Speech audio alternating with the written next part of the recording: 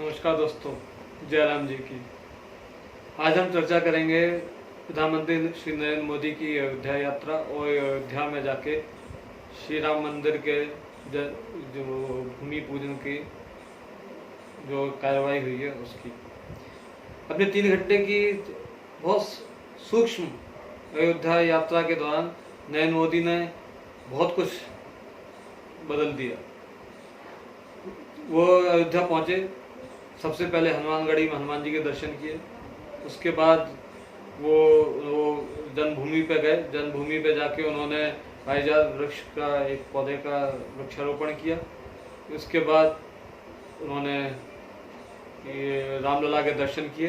रामलला के दर्शन के बाद उन्होंने एक जो भूमि पूजन किया और भूमि पूजन में उन्होंने 9 शिलाओं की पूजा की।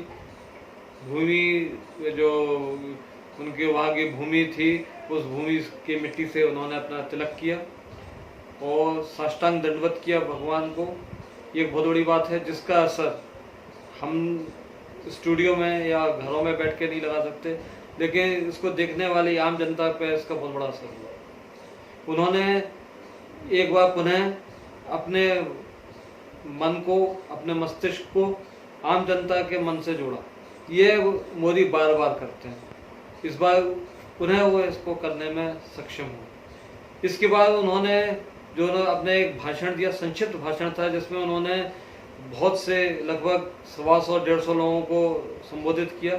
इस भाषण की शुरुआत उन्होंने हमेशा की तरह जय श्री राम से ना करके जय सिया राम से की। तो देखिए दोनों में अंतर है। जय श्री राम और जय सिया राम में एक बहुत बड़ा अंतर है। आज तक मतलब जन्मभूमि के भूमि पूजन तक एक आंदोलन की स्थिति थी। अब भूमि पूजन हो गया, अब स्थिति उसके आगे की हो गई है। अब मोदी एक जोश की जगह एक होश की, एक राजा के रूप में जो भगवान राम है उनकी पूजा करना है, वो होश की बात करना है। उन्होंने इसीलिए अपने भाषण को बदला। लोगों ने इस पर बहुत मजाक भी बनाया कि अब सीता माँ की अभी याद आई। लोग तो ये भी बोल रहे हैं जब तक आंदोलन की स्थिति थी तब तक जय श्री राम का उद्घोष था। अब स्थिति बदल गई, अब राजा राम की, एक मर्यादा पुरुषोत्तम राम की है, तो उसमें सीता जी का होना स्वाभाविक ही है, इसलिए उन्होंने जय सिया राम किया। ये वाली बात बहुत आसानी से समझने की है अगर समझना चाहें तो। इसके बाद जो मोदी ने अपने भाषण में पूरे देश को एक करने की बात की, भगवान राम को पूरे देश को एक करने की बात की। उन्होंने कन्याकुमारी से शीर भवानी तक की बात की। बहुत बड़ी बात है। शीर भवानी तो ज़्यादातर हिंदुओं को भी याद नहीं रहता, लेकिन उनको याद था। उन्होंने अंडमान से अजमेर तक की बात की, लेह से लक्षद्वीप की बात की। हमको वो जगह एक उसमें याद नहीं रहती, लेकिन मोदी चूंकि भारत के भूगोल से, भौगोलिक स्थितियों से और यहाँ के भावनात्मक स्थितियों से परिचित है, उन्होंने सब चीज़ों का बखूबी अपने भाषण में उपयोग किया। इसके बाद जो मोदी ने अपने भाषण में बात की कि जो अगला स्थिति होगी कि वहाँ पे जो राम मंदिर के निर्माण के साथ में जो अयोध्या में विकास आएगा उसके ऊपर बात की। उन्होंने जो बताया कि वहाँ पे जो इकोनॉमिक के लिए डेवलपमेंट होगा उसके ऊपर चर्चा की। ये चर्चा उन्होंने क्यों की? ये चर्चा मोदी ही कर सकते थे। कैसे? वो पहले भी उदाहरण दे चुके हैं। एक उन्होंने सरदार पटेल की जो मूर्ति बनाई है उसके लोगों ने बहुत हंसी मजाक किया, इतना करोड़ों रुपए खर्च कर रहे हैं। किसी ने बोला 3000 करोड़ कितना खर्च किया, लेकिन वो इस समय देश के सबसे प्रमुख पर्यटन स्थल के रूप में विकसित हुआ। कई हजार लोग सीधे और कई लाख लोग इनडायरेक्ट रूप से उससे जुड़े हैं। तो ये उन्होंने दिखाया कि इस तरह के विकास से इकोनॉमिक विकास भी होता है। अहमदाबाद में जो साबरमती तट का विकास हुआ है उसने भी अहमदाबाद के पर्यटन के लिए काफ़ी कुछ किया है। तो इस तरह से मोदी ने चूंकि ये करके दिखाया है इसलिए वो ऐसी बात कर पाए। इसके बाद मोदी ने जो बात की कि उन्होंने कोरोना काल में मर्यादा की बात की। आप देखो उन्होंने कितने गहराई की बात है। मर्यादा पुरुषोत्तम राम की मर्यादा और कोरोना काल की मर्यादा को उन्होंने जोड़ने की बात की है। ये सामान्य बात नहीं है, क्योंकि भगवान राम मर्यादा पुरुषोत्तम कहलाते हैं। तो इस समय कोरोना का कठिन पीरियड समय चल रहा है, तो इस समय उन्होंने इस कठिन समय में जो मास्क और 2 गज की दूरी की जरूरत है, उसकी मर्यादा है, उसके ऊपर उन्होंने बोला। तो मोदी ने अपने भाषण के दौरान देश के विभिन्न भागों के रामायणों की चर्चा की, चाहे तमिल के रामायण हो, चाहे तेलुगु रामायण हो, मलयालम, उड़िया, कश्मीर, हर जगह की चर्चा तो उन्होंने देश, न केवल देश बल्कि देश के बाहर तक के भगवान राम के चरित्र की चर्चा की, इंडोनेशिया की चर्चा की। इंडोनेशिया दुनिया का सबसे बड़ा मुस्लिम देश है, ये बात उन्होंने अपने भाषण में बोली। देखिए, वो लोग आज भी, इंडोनेशिया के लोग भगवान राम को मानते हैं, उनको अपना पूर्वज मानते हैं, या उनको अपना भाग मानते हैं, तो उसकी भी चर्चा उन्होंने की। इसके बाद मोदी जी ने अपने भाषण में जो एक गिलहरी, केवट, शबरी, इन सब की चर्चा की। ये चर्चा करने का उन्होंने बताया कि भगवान राम एक गिलहरी जिसने उनके समुद्र पर सेतु बांधने के समय थोड़ी बहुत रेत डाल के सेतु बनाने में मदद की थी, उसकी भी महत्ता उन्होंने स्वीकारी।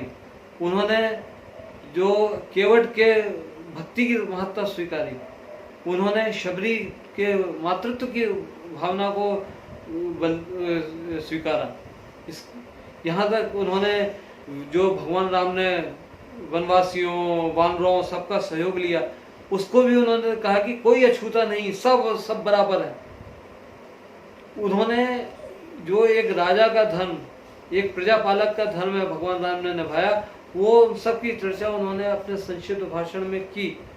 उन्होंने रामचरितमानस की विभिन्न चौपाइयों का अपने भाषण में सदुपयोग किया, चाहे वो सीता माता द्वारा कहे हुए दीनदयाल बिरसम्भारी हो, चाहे उन्होंने एक अपने भाषण के अंत में एक बहुत जोरदार बात बोली। वो जोरदार बात क्या, अब एक चीज मैं बताऊं ना, मुझे ऐसा प्रतीत होता है जब भी मैं रामचरितमानस का पाठ करता हूँ या खासतौर पर सुंदरकांड का पाठ करता हूँ, कि सुंदरकांड पूरे मानस का लघु रूप ही है। अगर आप सुंदरकांड का ठीक से अध्ययन कर लो तो आपको मानस के गहराई का पता अपने आप ही चल जाएगा। उन्होंने सुंदरकांड में जो एक वो है, भय बिनु होए ना प्रीत, ये छोटे सी वाक्य है, छोटा सा वाक्य है, ये बहुत बड़ी महत्ता रखता है। ये वाली बात मोदी जी ने अपने भाषण में बोली। उन्होंने बताया कि हमें मर्यादा पुरुषोत्तम राम तो चाहिए ही, लेकिन हमें एक ताकतवर भारत देश चाहिए, अर्थात हमें वीर राम भी चाहिए। जिस राम ने राक्षसों का नाश किया, जिस राम ने समुद्र पर सेतु बनाने के पहले समुद्र से आज्ञा न मिलने पे अपनी भुगटी चढ़ा ली, उसको भय दिखाया, वो राम भी चाहिए। ये एक महत्वपूर्ण बात थी। मोदी भले ही दौरान बड़े भावुक थे, भावुकता तो यहाँ तक थी कि मुझे महसूस हुआ कि 1-2 बार पूजन करते समय उनके हाथ कांप रहे थे। ये भावुकता वो प्रधानमंत्री बनते समय उनके चेहरे पे नहीं झलक रही थी। वो शायद प्रधानमंत्री बनना उनके लिए सामान्य सी बात थी, लेकिन यहाँ भगवान राम का मंदिर बनना, जिसके लिए बताया जाता है कि 500 वर्ष का संघर्ष है, जिसको स्वयं मोदी ही पिछले लगभग 22-23 वर्षों से 32-33 वर्षों से संघर्ष कर रहे हैं, वो संघर्ष है। आप देख रहे होंगे कि, और लोगों से सुना भी होगा कि अंतिम बार मोदी सन 92 में शायद अयोध्या आए थे, उसके बाद अभी अयोध्या आए। प्रधानमंत्री रहते हुए 6 वर्ष से ऊपर हो गए, लेकिन अयोध्या नहीं गए, क्योंकि शायद मन में उन्होंने एक प्रण कर रखा था कि जब तक राम जन्मभूमि पर मंदिर बनने का रास्ता नहीं खुलेगा तब तक मैं अयोध्या नहीं जाऊंगा। जब रास्ता खुला वो अयोध्या आए। एक चीज और है, उन्होंने मर्यादा की बात करते समय उन्होंने सुप्रीम कोर्ट के द्वारा दिए हुए राम जन्मभूमि के पक्ष में दिए हुए फैसले का भी उल्लेख किया। उधर भी उन्होंने बोला कि इधर भी जब कोर्ट ने फैसला दिया हमने मर्यादा रखी। तो मर्यादा बहुत महत्वपूर्ण भाग है। एक जो भगवान राम के प्रति श्रद्धा का जो जोश था उसको कम करते हुए भावुकता, मर्यादा, सौम्यता की बात प्रारंभ हो गई है। इस बात को हमें समझना होगा। मोदी की इस वाली बात पर गहराई से ध्यान देना होगा। मुझे लगता है कि हमारे देश के तथाकथित बुद्धिजीवी वर्ग इस बात को समझेगा कि अब शायद कुछ नया देखने को मिल सकता है। देखते हैं आगे क्या होता है।